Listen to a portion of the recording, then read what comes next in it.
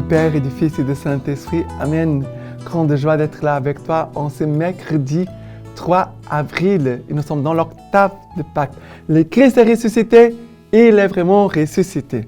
Et nous devons annoncer, témoigner, proclamer la résurrection de Jésus partout, dans même ton WhatsApp, tes amis, dans ta famille. Proclamons et annonçons que Jésus est ressuscité. Alléluia. D'accord? Et la première lecture d'aujourd'hui, Actes des Apôtres, chapitre 3, à partir du verset 1. Pierre et Jean montaient au temple pour la prière de la 9e heure. Or, on apportait un homme potent de naissance qu'on déposait tous les jours à la porte du temple, appelé la Belle, pour demander l'aumône à ceux qui y entraient. Voyant Pierre et Jean sur le point de pénétrer dans le temple, il leur demanda l'aumône.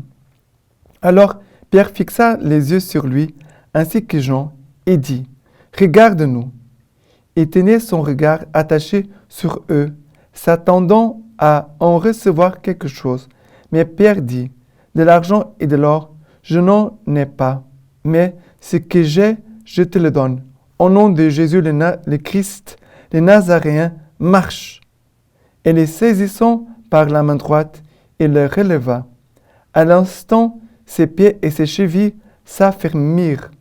D'un bond, il fut debout, et le voilà qui marchait. Il entra avec eux dans le temple, marchant, gabadant et louant Dieu. Tout le peuple les vit marcher et louer Dieu. On le reconnaissait. C'était bien lui qui demandait l'aumône, assis à la belle porte du temple. Et l'on fut rempli d'effroi et de stupeur au sujet de ce qui lui était arrivé. La force du ressuscité qui accompagne Pierre et Jean. Jésus demeure au milieu de son église, où 2 ou 3 sont rassemblés à mon nom, moi je suis là au milieu d'eux. Pierre et Jean, quand ils voient cet homme-là paralysé à l'entrée du temple, qu'il ne marchait pas, quand Pierre dit « Regarde-nous », le pauvre attendait de recevoir quelque chose. Mais Pierre dit « Regarde-nous », ça veut dire « Regarde la présence de Jésus qui est là au milieu de nous. Entre lui et moi, il y a Jésus. » Ça, c'est la grâce de l'Église. Qu'est-ce que c'est l'Église? L'Église, c'est la présence du ressuscité sur cette terre. Ce n'est pas le lieu de bagarres, de disputes, de dire des choses, de faire des mauvais commentaires les uns des autres. Non. Qu'est-ce que c'est l'Église? L'Église, c'est la présence du Christ ressuscité qui est là au milieu de nous. Et l'Église, ici, à travers Pierre et Jean, c'est l'Église qui est présente et qui communique les ressuscités. Pierre saisit la main de l'homme et lui dit « De l'or et de l'argent, je n'ai pas, mais au nom de Jésus le Christ, le Nazaréen, marche ! Mets-toi debout et marche !» Ça sont des paroles, des fois. Au moment que j'ai lisé cette parole, je disais « Seigneur, j'aimerais bien avoir cette foi, comme Pierre, d'aller dans les rues, de trouver les gens, les saisir par la main et dire « Lève-toi et marche !» D'avoir un charisme, non pas seulement de guérison. Ah, j'ai un charisme extraordinaire de guérison. Vous voyez, regardez-moi. Non, c'est un charisme de foi. Pierre avait un charisme de foi profonde qui se manifestait dans la guérison. Ce n'est pas magique. Ce n'est pas magique. Ah, moi, j'aime beaucoup de foi. Non, c'est un don de Dieu. Pierre, il a reçu un don, plusieurs dons, mais le don de la foi, il a le don de la guérison. Et nous devons demander que le Seigneur renouvelle notre Église en ce temps pascal avec les dons de Jésus pour pouvoir transmettre la vie du ressuscité pour les âmes. Vous voyez, ce n'est pas la vie du ressuscité pour moi, c'est la vie du ressuscité pour toi, pour les autres. D'accord? Mais c'est beau parce que après, il va entrer dans le temple. L'homme était hors du temple, hors de l'église. Il va entrer dans l'église. non pas seulement il a été guéri, il reçoit les dons de la foi, il reçoit aussi l'amour de l'Église. Il est là avec l'Église pour louer et bénir le Seigneur. Et cet homme reçoit une grâce d'attirer les autres, d'entraîner les autres vers Dieu. Au point que toute l'Église, tous les gens qui étaient là, étaient touchés par les témoignages de cet homme, par la louange et par les paroles de cet homme qui a été guéri. D'accord? Voilà, nous devons demander cela pour notre Église aujourd'hui et pour qu'on puisse évangéliser le monde. D'accord? Et les psaumes d'aujourd'hui, c'est le psaume 105, à partir du verset 1. Rendez grâce au Seigneur, criez son nom, annoncez parmi les peuples ses eaux faits, chantez-le, jouez pour lui, récitez toutes ses merveilles, tirez gloire de son nom de sainteté, joie pour les cœurs qui cherchent Dieu. Recherchez le Seigneur et sa force, sans relâche, poursuivez sa face. Et après, le verset 6, lignée d'Abraham son serviteur, enfant de Jacob son élu. C'est lui le Seigneur notre Dieu, sur toute la terre ses jugements. Il se rappelle à jamais son alliance, parole promulguée pour 1000 générations, pacte conclu avec Abraham, serment qu'il fit avec Isaac. Rendez grâce, criez son nom, rendez grâce au Seigneur, criez son nom, annoncez parmi les peuples ses eaux faits. La grâce missionnaire de l'Église. Une âme qui est touchée profondément par Dieu, elle va communiquer Dieu. Si notre mission, si notre évangélisation, elle est faible, ou peut-être parfois n'existe pas, ça veut dire que tu n'as pas été touché, saisi par le Christ. Ça veut dire que les fruits manifestent l'action divine. Chaque fois où Dieu passe, s'il passe véritablement, Dieu va produire des fruits dans la vie de la personne. Et ici, annoncé parmi les peuples ses eaux faits, cette évangélisation, ces témoignages, cette annonce, il est la visibilité, on pourrait dire les fruits, de quelqu'un qui vraiment a été visité par Jésus ressuscité. D'accord? Demandons les grâces du ressuscité, non pas pour nous, mais pour les biens des âmes, pour la mission. D'accord? Et maintenant, l'évangile d'aujourd'hui, c'est Luc chapitre 24, à partir du verset 13.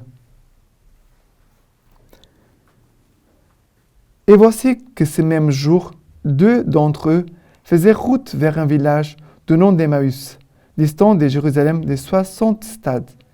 Et ils conversaient entre eux de tout ce qui était arrivé. Il advint, comme ils conversaient et discutaient ensemble, que Jésus en personne s'approcha et il faisait route avec eux. Mais leurs yeux étaient empêchés de les reconnaître. Il leur dit, « Quels sont donc ces propos que vous échangez en marchant ?» Et ils s'arrêtèrent, les visages sombres. Prenant la parole, l'un d'eux, nommé Cléophas, lui dit, « Tu es bien le seul habitant de Jérusalem à ignorer ce qui y est arrivé ce jour-ci. Quoi donc? Leur dit-il.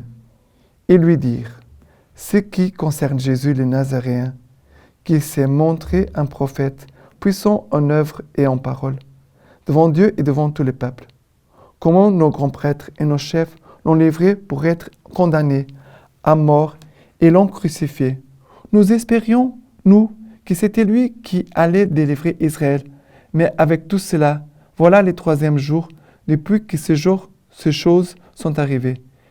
Quelques femmes qui sont des nôtres nous ont, il est vrai, stupéfiés, s'étant rendues du grand matin au tombeau, et n'ayant pas trouvé son corps, elles sont revenues nous dire qu'elles ont même eu la vision d'anges qui les disent vivants.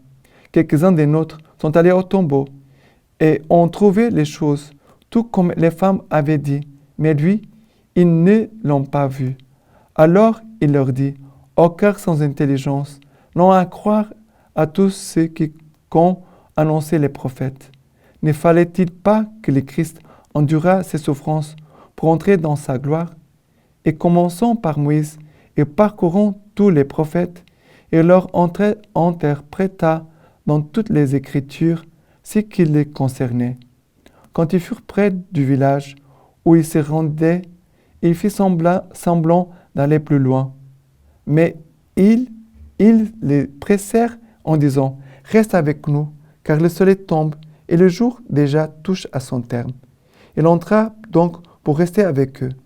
Et il advint, comme il était à table avec eux, qu'il prit le pain, dit la bénédiction, puis le rompit et le leur donna. Leurs yeux s'ouvrirent et ils le reconnurent, mais il avait disparu devant eux. Et ils se dirent l'un à l'autre, notre cœur n'était-il pas tout brûlant au-dedans de nous quand il nous parlait en chemin, quand il nous expliquait les Écritures? C'est jusqu'au verset 35. À cette heure même, ils partirent et retournèrent à Jérusalem. Ils trouvèrent réunis les 11 et leurs compagnons, qui dirent, « C'est bien vrai, le Seigneur est ressuscité et il est apparu à Simon. » Ce passage ici, c'est un passage connu qui nous montre aussi la grâce de l'accompagnement spirituel, parce que c'est là que Jésus fait avec les disciples. Jésus va les accompagner. Ils étaient trop tristes, découragés. Ils disaient entre eux des paroles de mort, de tristesse, de découragement. Tout est fini. Et c'est à ce moment-là que Jésus entre. Et Jésus pose la question, qu'est-ce qu'il s'est passé? Pourquoi vous êtes comme ça? Et comment ils vont commencer à ouvrir le cœur. Voilà, toutes les tristesses, les angoisses, les dépressions, voilà, les souffrances, le découragement, le manque de foi. Ils vont déballer tout. Et maintenant, la grâce de la résurrection, ce n'est pas la reproche. Au cœur sans intelligence, l'ont à croire à tout ce qu'ont annoncé les prophètes. Ne fallait-il pas que le Christ endurât ses souffrances pour entrer dans sa gloire? Et commençant par Moïse et parcourant tous les prophètes, il leur interpréta dans toutes les Écritures ce qui les concernait. La grâce de la résurrection. Ouvrir l'intelligence, ouvrir les cœurs, les oreilles, pour comprendre le mystère de la mort et de la résurrection du Christ, et en même temps de comprendre les Écritures. Il leur interpréta dans toutes les Écritures, ce qui les concernait. Oh, mon Dieu, quelle grâce, quelle homélie, quel enseignement, quelle formation. Magnifique, mon Dieu. Et après, l'effet que cela a produit dans le cœur des disciples. Notre cœur n'était-il pas tout brûlant au-dedans de nous quand il nous parlait en chemin, quand il nous expliquait les Écritures? Voilà. Les deux grâces. Mais ce que je voulais aussi attirer ton attention, c'est d'abord pour la parole de Dieu, l'expérience avec les ressuscités, que nous ouvre notre intelligence aux compréhensions des Écritures, mais en même temps, de comprendre que Jésus est vivant, Jésus ressuscité est là dans l'Eucharistie. Parce qu'au moment où Jésus prend le pain, va rompre le pain, il va disparaître pour dire « Maintenant, vous n'avez plus besoin de ma présence physique, vous avez la parole de Dieu et vous avez l'Eucharistie. » C'est cela la grâce du ressuscité, la parole et l'Écriture et l'Eucharistie. Chaque jour, à la messe, nous plongeons dans la vie du ressuscité, par la parole, par le corps et le sang du Christ, que nous sont offerts. Magnifique. Et la lecture patristique d'aujourd'hui, homélie pascale. Saint Paul rappelant l'heureux événement de notre salut, restitué s'écrit, de même que par Adam, la mort est entrée dans le monde, c'est ainsi que par le Christ, le salut a été rendu au monde. Et encore, pétri de terre, le premier homme vient de la terre, le deuxième homme, lui, vient du ciel. Et il ajoute, de même que nous portons l'image de celui qui est pétri de terre, c'est-à-dire de de l'homme ancien, pécheur. De même, nous porterons l'image de celui qui vient du ciel, c'est-à-dire, nous possédons dans le Christ le salut de l'homme adopté, racheté, restauré et purifié. Maintenant, je vous laisse la bénédiction par les mains toutes pures de la Vierge Marie. Que Dieu Tout-Puissant vous bénisse et vous garde, le Père, le Fils et le Saint-Esprit. Amen.